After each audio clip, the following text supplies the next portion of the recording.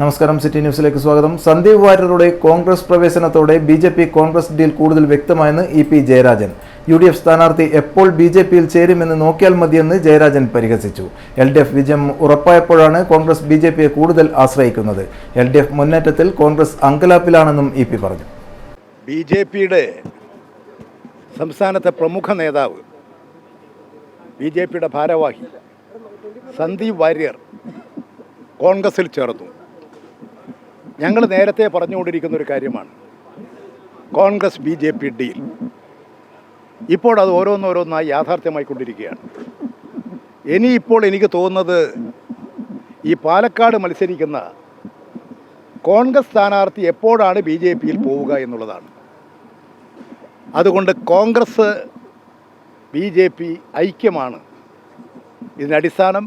ഇടതുപക്ഷ ജനാധിപത്യ മുന്നണി പാലക്കാട് വിജയിക്കുമെന്ന് വന്നപ്പോൾ കോൺഗ്രസ് അങ്കലാപ്പിലാണ്. അതിൻ്റെ ഭാഗമായിട്ട് തന്നെ അവർ ബി.ജെ.പിയെ കൂടുതൽ ആശ്രയിക്കുന്നു. ബി.ജെ.പി നേതാക്കൾ ഇപ്പോൾ അതിലേക്ക് പോയിക്കൊണ്ടിരിക്കുന്നു. ഇതാണ് ജനങ്ങൾ മനസ്സിലാക്കേണ്ടത്. പാലക്കാട്ടെ ജനങ്ങൾ സംശുദ്ധ രാഷ്ട്രീയത്തെ സംരക്ഷിക്കണം, അതിനുവേണ്ടി വോട്ട് ചെയ്യണം. അതിനുവേണ്ടി പാലക്കാട് ഡോക്ടർ സരിൻ നല്ല വിജയം കൊടുക്കാൻ അവിടുത്തെ ജനങ്ങളോട് ഞങ്ങൾ അഭ്യർത്ഥിക്കുന്നു.